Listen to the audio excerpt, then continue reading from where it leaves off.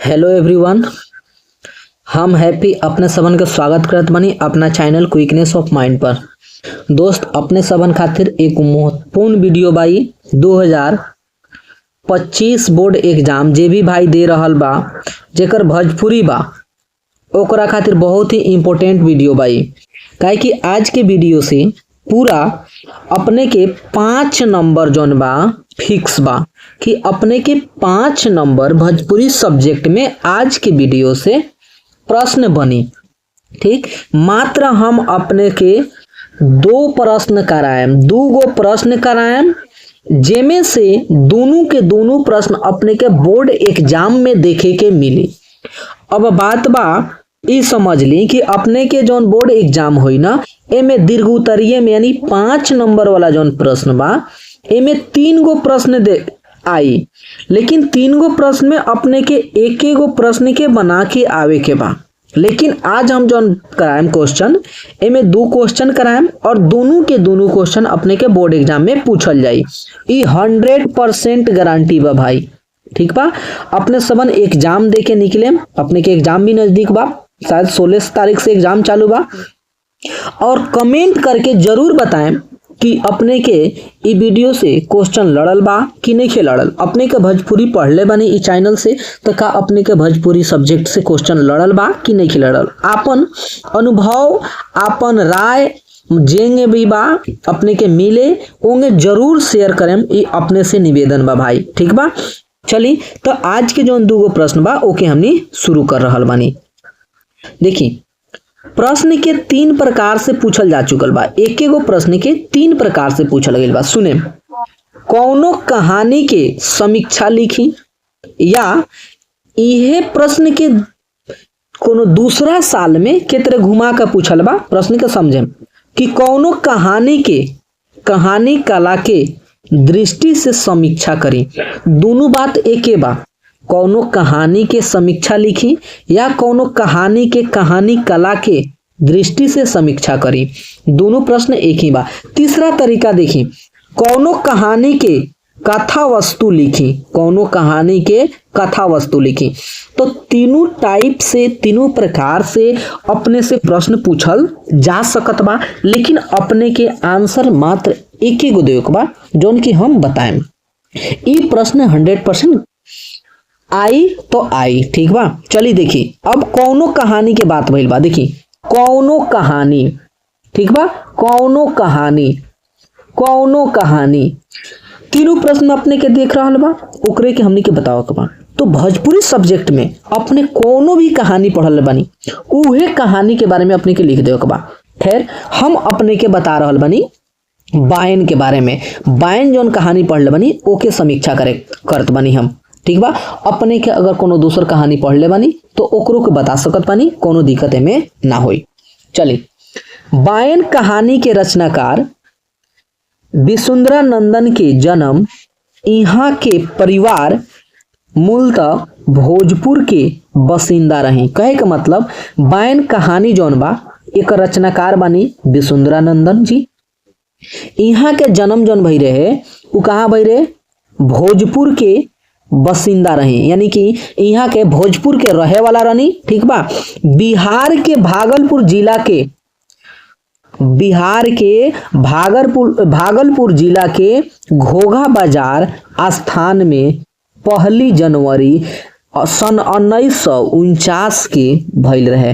माने विसुंदरा नंदन जी के जन्म कहाँ भई रहे, तो देखी भागलपुर जिला के घोघा बाजार जौन बा उहे जगह पर यहाँ के 1 जनवरी 1949 के जन्म भई रहे।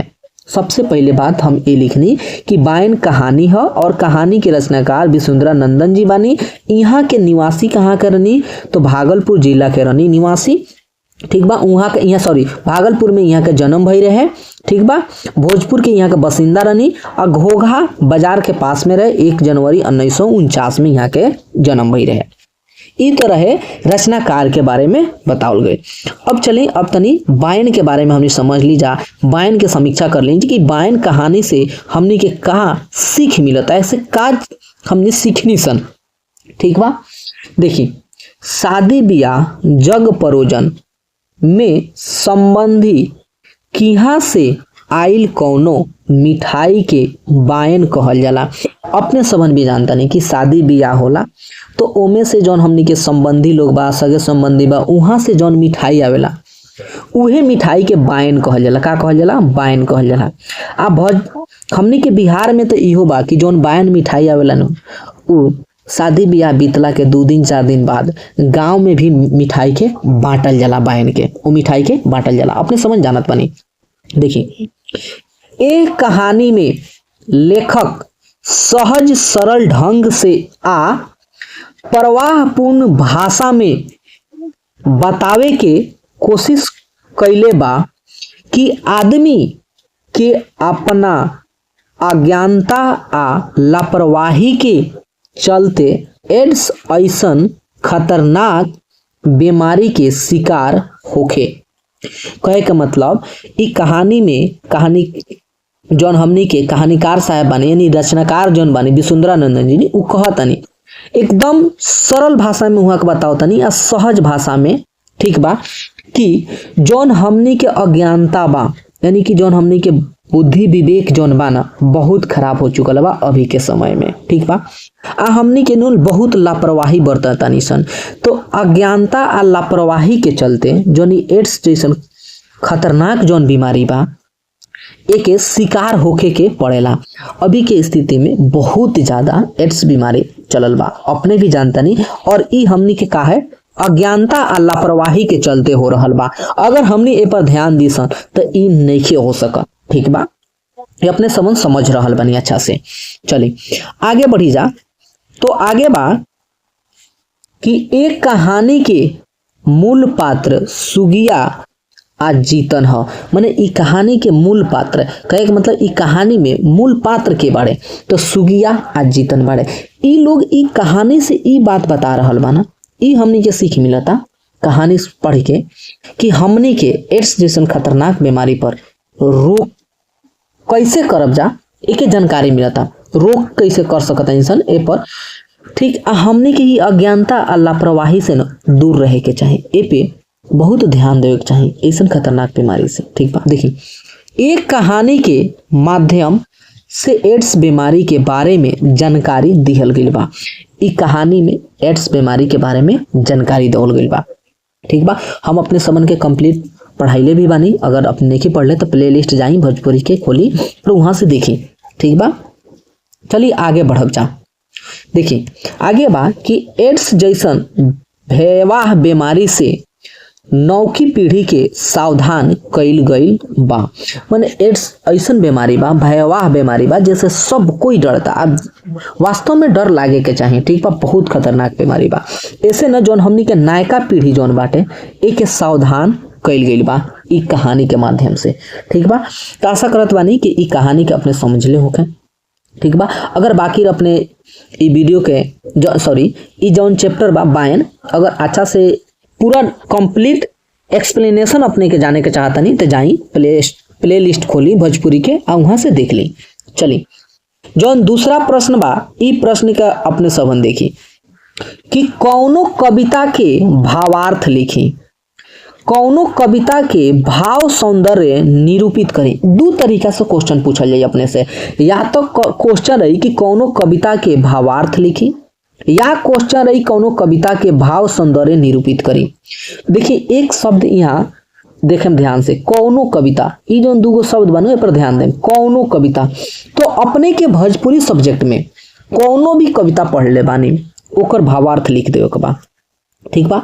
कि उ कविता में का बतावल गइल बा, कौन चीज के बारे में बता रहल बा, कौन चीज के बारे में कविता से अपने के सीख मिलता, का सीख मिलता ना, इहे बात ओके बतावे के बा, ओकर भावार्थ लिखे के बा, ठीक बा। चली आगे बढ़ी जी। तो हम अपने सबन के बता रहल बानी जौन कविता बा उ कविता बा आग पर तप रहल जिंदगी, ई हमनी के कविता बा। अगर अपने दोसर भी कविता के बारे में पढ़ले बानी जानत बानी तो ओके भी अपने बता सकत बानी। यहाँ कोनो दिक्कत अपने के एग्जाम में ना होई, अपने के 5 नंबर के 5 नंबर मिली। चलिए तो ई कविता के बारे में हमने देखी जा कि आग पर तप रहल जिंदगी। कविता के रचनाकार रमेश चंद्र झा हैं। जौन ई कविता हो कि आग पर तप रहल जिंदगी, एक रचनाकार के बानी तो रमेश चंद्र झा जी बानी। पहले हमने के ई बात बताइनी जा कि आग पर तप रहल जिंदगी जौन कविता बा एक रचनाकार के बानी रमेश चंद्र झा जी बानी। ये अपने के ऑब्जेक्टिव प्रश्न में भी बहुत बार पूछल जा चुकल बा। रमेश चंद्र झा भोजपुरी हिंदी सुप्रसिद्ध रचनाकार रही, यानी कि रमेश चंद्र झा जी जौन बानी ई भोजपुरी के हिंदी के सुप्रसिद्ध रचनाकार रही। उहाँ के जन्म पूर्वी चंपारण जिला के सुगौली पूर्वी चंपारण जिला के सुगौली अंचल का फुलवरिया गांव में भइल रहे। यहाँ के जन्म कहाँ भइल रहे? तो जौन पूर्वी चंपारण जौन जिला बा पूर्वी चंपारण, ठीक बा, के सुगौली अंचल के अंतर्गत फुलवरिया गांव जौन बा यहाँ के जन्म भई रहे। ठीक बा भाई हम भी चंपारण जिला से ही बानी, लेकिन हम बानी पश्चिमी चंपारण से। ई बात हो रहल बा पूर्वी चंपारण के। देखिए अब आगे हमने समझल जा। देखिए कहल जा रहल बा कि यह भौतिकवादी युग में स्वार्थ के समुंदर में आकंठ डूबल समाज के यथार्थ आ भयावह चित्र एह गीत में उकरल गईल बा। कहे का मतलब बा ई जौन भौतिकवादी जौन युग बा एमे स्वार्थ के बारे में, स्वार्थ के समुंदर में, यानी कि जौन अभी के स्थिति में जौन व्यक्ति बा एकदम स्वार्थ में डूब गईल बा कि कोनो तरह से हमरा लाभ होके के चाहिए, हमरा फायदा होके के चाहिए, भले ओकरा खातिर दूसरा केहू के गला काहे ना कट जाए, वो आदमी धरती से मिट काहे ना जाए, लेकिन अभी की स्थिति में भाई ये चल रहा बा कि हमरा फायदा होके के चाहिए, भले लोग मिट जाए। आकंठ डूबल समाज के यथार्थ आ का मतलब और भयावह चित्र एह गीत में उकरल गईल बा। माने ई स्वार्थ के जौन समुंदर में हमने डूब रहल बानी जा, एकरे पर ई गीत ई कविता कहल गईल बा। ठीक बा, आगे सुनी।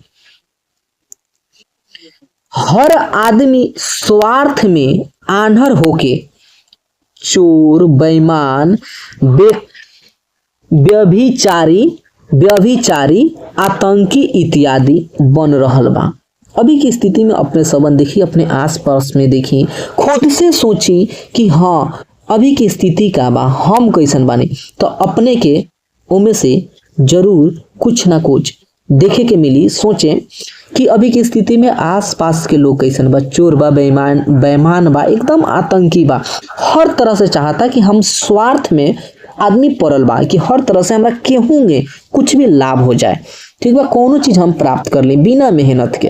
ठीक बा, देखिए जाउना से समाज से सात्विक भाव के लोप हो रहल बा। यही से का हो रहल बा कि समाज में जौन हमनी के सात्विक भाव बा एक लोप हो रहल बा, ई विलुप्त हो रहल बा।